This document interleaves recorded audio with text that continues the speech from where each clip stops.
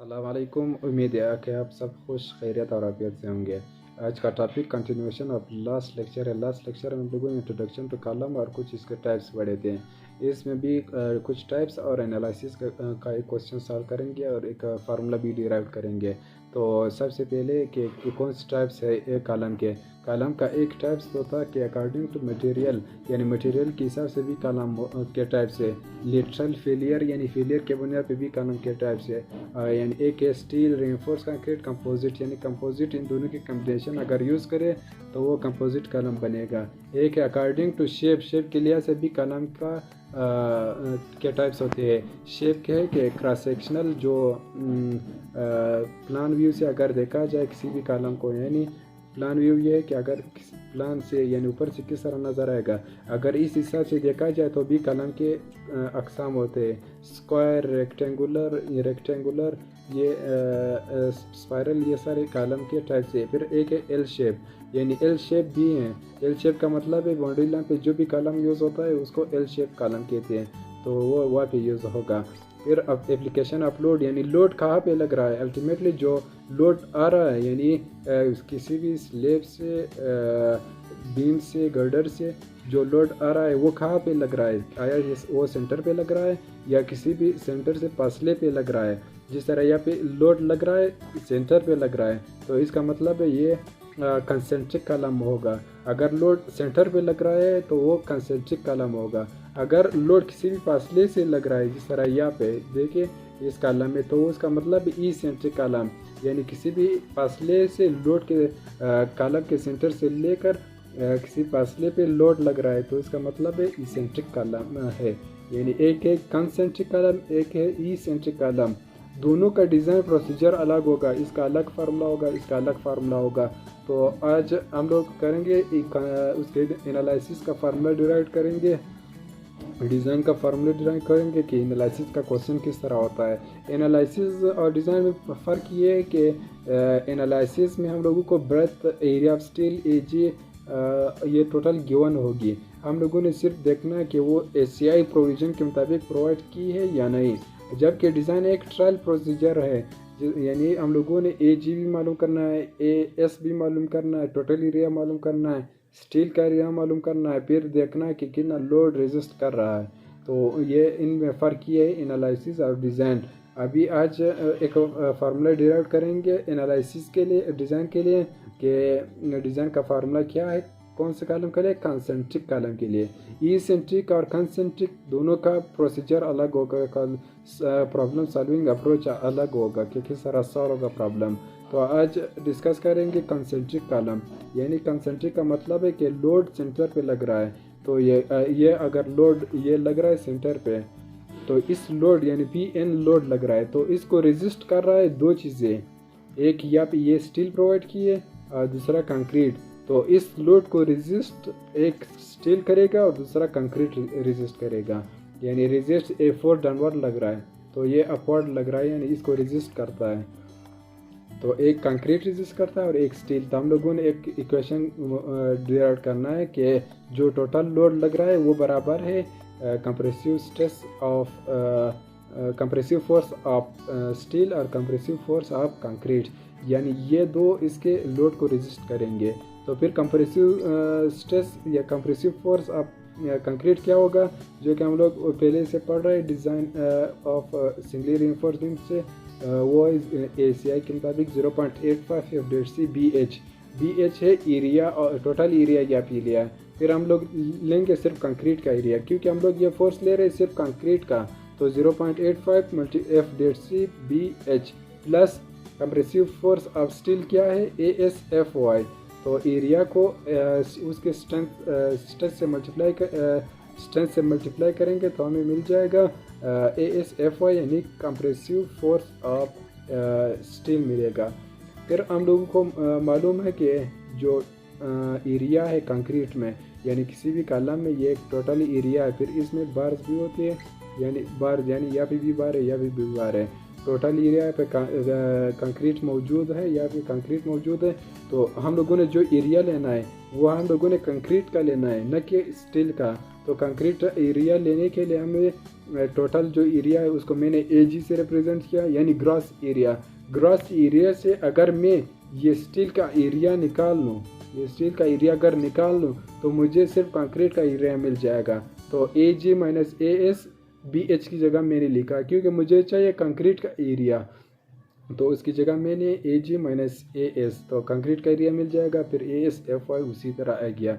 अभी हम लोग क्योंकि कल अभी एक्सीडेंटल फैक्टर भी मल्टीप्लाई करेंगे, क्योंकि कॉलम एक क्रिटिकल मेंबर है। अल्टीमेटली सारा लोड किसी भी स्ट्रक्चर का कॉलम पे आता है, फिर कॉलम से फुटिंग देन सॉइल, तो कॉलम पे ज़्यादा लोड आता है, बीम स्लेब या सारा लोड कॉलम पे आता है। तो कॉलम में हम लोग एक्सीडेंटल फैक्टर भी यूज़ करेंगे। यानी एक्सीडेंटल फैक्टर क्या होगा, यानी उसका जो लोड हम लोगों ने डिज़ाइन करना है वो बहुत ही ज़्यादा पे हम लोगों ने डिज़ाइन करना है, तो उसके लिए 0 पॉइंट मुख्तलिफ एक्सीडेंटल फैक्टर यूज़ होंगे। अगर टाइट कॉलम था तो इसके लिए एक्सीडेंटल फैक्टर कुछ और होगा, अगर स्पाइरल था तो उसके लिए एक्सीडेंटल फैक्टर अलग होगा। फिर ACI के मुताबिक हम लोग 5 से भी मल्टीप्लाई करेंगे कि उसका लोड और यानी डिक्रीज़ हो, यानी स्ट्रेंथ रिडक्शन फैक्टर से हम लोग मल्टीप्लाई करते हैं। तो जो पाई की वैल्यू है वो डिज़ाइन स्क्वायर टाइट कॉलम के लिए अलग है, एक्सीडेंटल फैक्टर की वैल्यू भी अलग होगी, और टाइट कॉलम स्पाइरल और टाइट दोनों के लिए अलग वैल्यू होगी। तो जो ये मेन इक्वेशन हम लोगों ने डिराइव किया, यानी जो मेन इक्वेशन हम लोगों ने ये डिराइव किया, इससे अभी पाई हम लोगों ने मल्टीप्लाई किया, इससे एक्सीडेंटल फैक्टर भी मल्टीप्लाई करेंगे। अगर टाइट कॉलम था तो इसके लिए एक्सीडेंटल फैक्टर यूज़ होगा 0.8, फिर पाई वही सारा इक्वेशन आएगा। फिर टाइट कॉलम के लिए पाई की वैल्यू क्या होगी, पाई की वैल्यू 0.65 यूज़ होगी।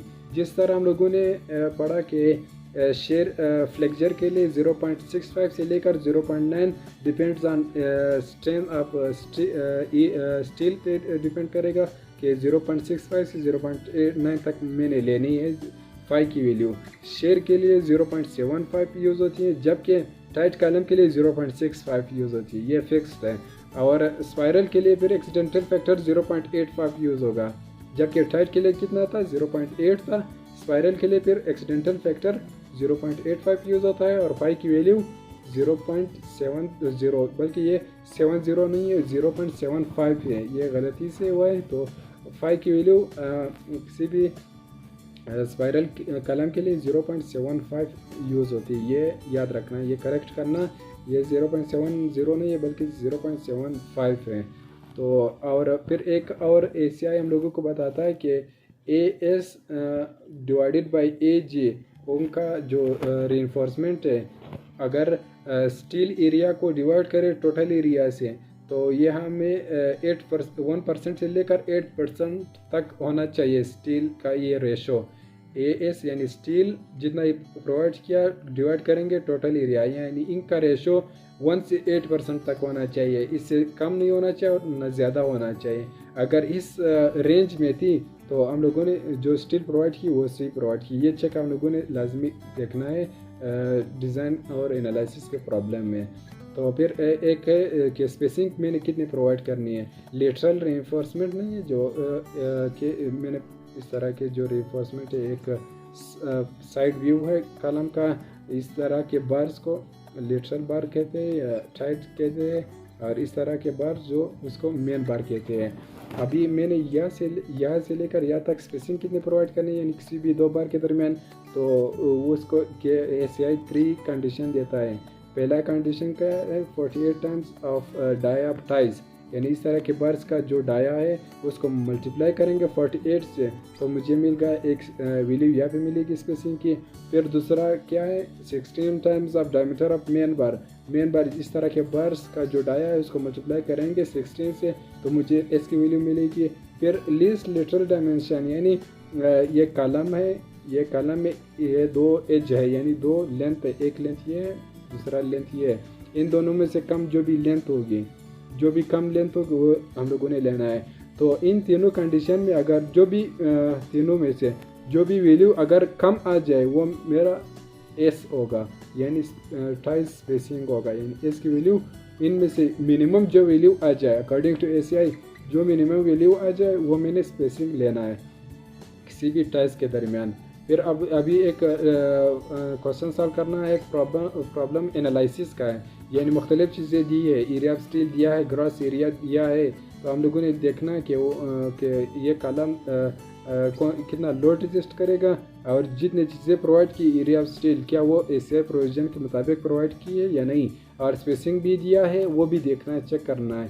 तो इसके लिए हमें दिया गया है कि एक स्क्वायर कॉलम है, यानी 12 इंचज़ स्क्वायर कॉलम है। तो स्क्वायर कॉलम है 12 इंचज़, इससे हम लोगों को क्या मिलेगा?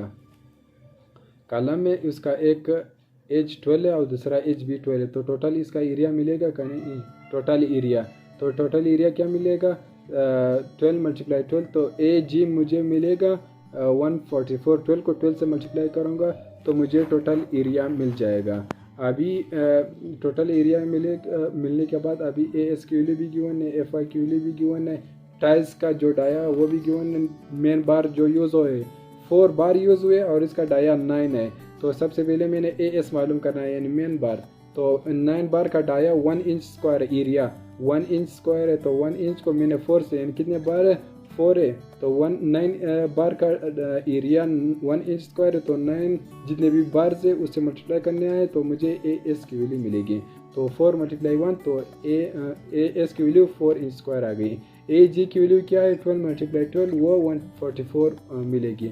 अभी हम लोगों ने देखना है कि जो ये कंडीशन हम लोगों ने पढ़ा, ये इसको देखना कि इसके मुताबिक स्टील प्रोवाइड की या नहीं, यानी ए एस को मैंने ए जी से डिवाइड करना है और मल्टीप्लाई बाय 100।